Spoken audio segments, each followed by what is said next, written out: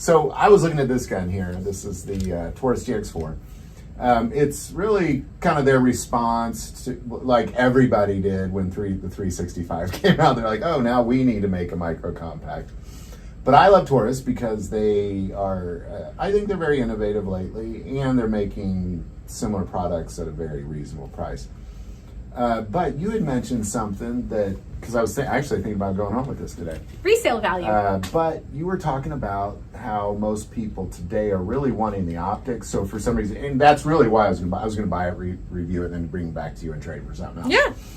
And you say you might as well wait for the optics. So what is that? So the trend that we started seeing, not just this year, but this has been on like, I really want to say kind of like a 5-year, and moving forward, I would expect that every firearm manufacturer will make models that are optics ready.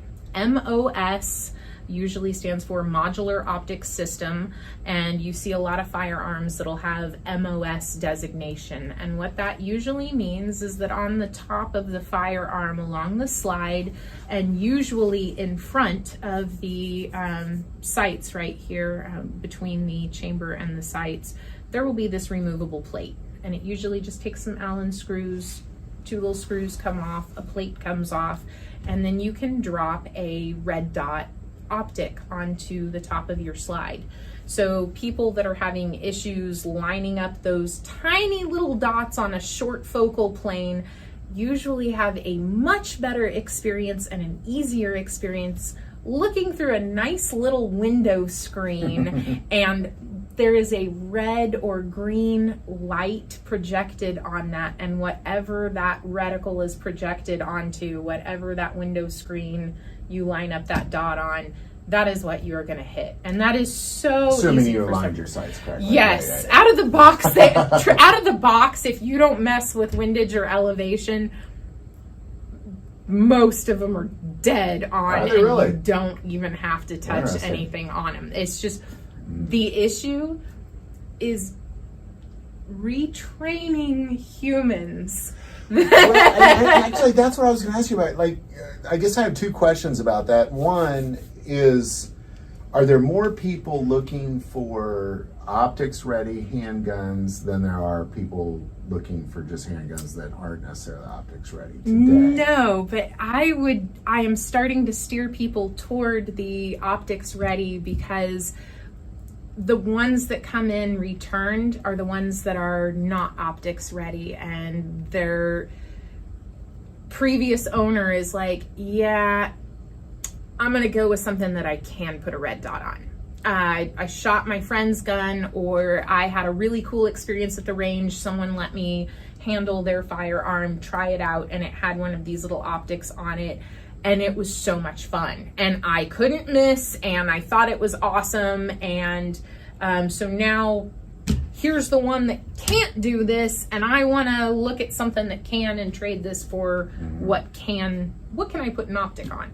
So that is kind of a trend in the returns at this point, is seeing used guns come in that are non-optics ready. It's rare to see the used ones come in with the optics ready or with optics included.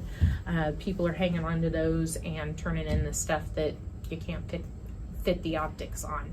So if you are looking to purchase, you will get a better resale value or trade-in value out of something that is ready for the optics versus something that's not. And it's not just, we base this price off of what the manufacturers charge. They upcharge for that little optic cut plate on there.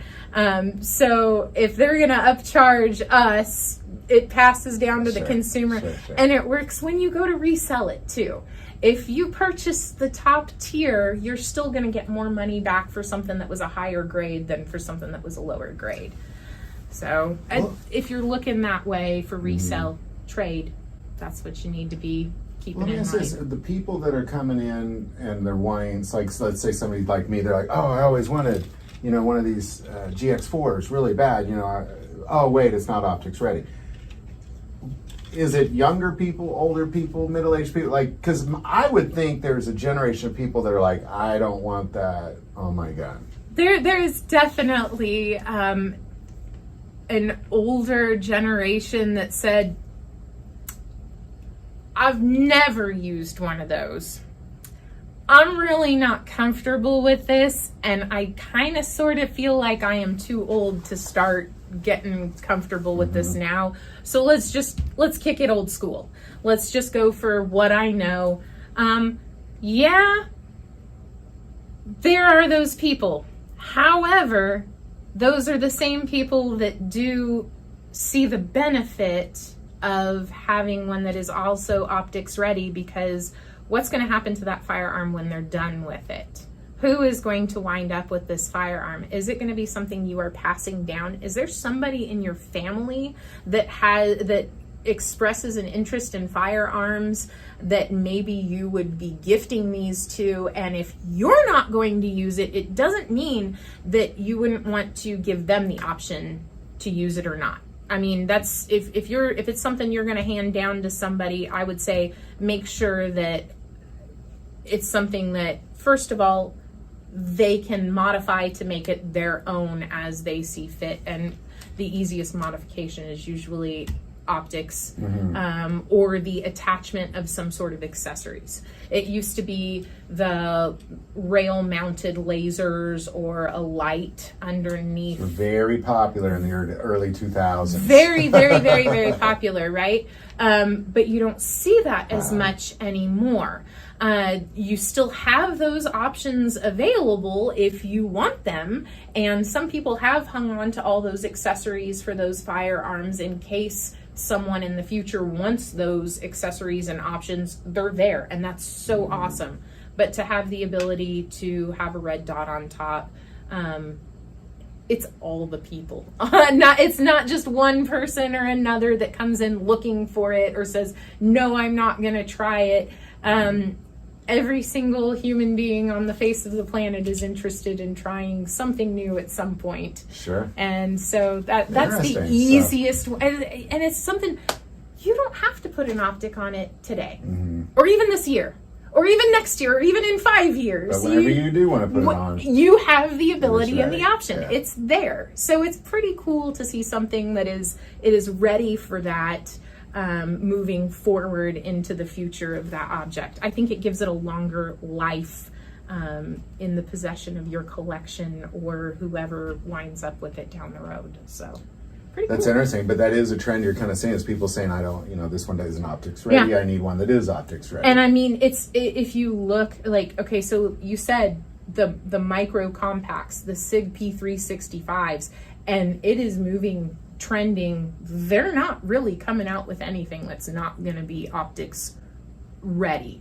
A lot of them even include the optics at some point, but the ability to have the optics ready, to choose which optic you want to put on it if you do not like the factory offered option, hey, free will and choice. We have Very it. Cool. And we can exercise that at any point we want. Yeah. So that being said, just because it's not optics ready, or even if you're looking at something and optics ready is not an option on it,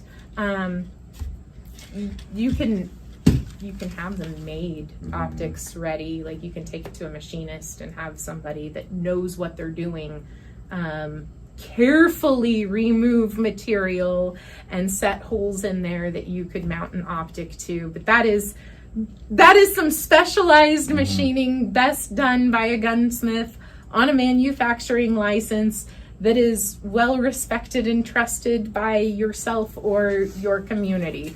So those are always options too, if you have something that you are deeply smitten with, but it doesn't have the option for optic. Yeah. So I wonder if it's almost kind of like, when like sporting rifles came out, they all had fixed iron sights on them for decades, and then suddenly people were like, well, wait a second, I want to put an optic on it. I want to put a red dot, and then suddenly they all have a rail, Yeah. after, I know that was a while back, but there was a time you couldn't really buy a sporting rifle that wasn't a fixed sight, And- with a carrying handle, so to say. Hey, once upon a time, peep sights were the Oh yeah. like end I have all a be CZ all with peep of sights on it, yeah. for the same reason. So Yeah. I mean, and to this day, they're still pretty heckin' awesome. They I are, appreciate yeah. them a lot. They've fallen by the wayside. Other people are like, oh no, I don't want those anymore. I need this or I need that.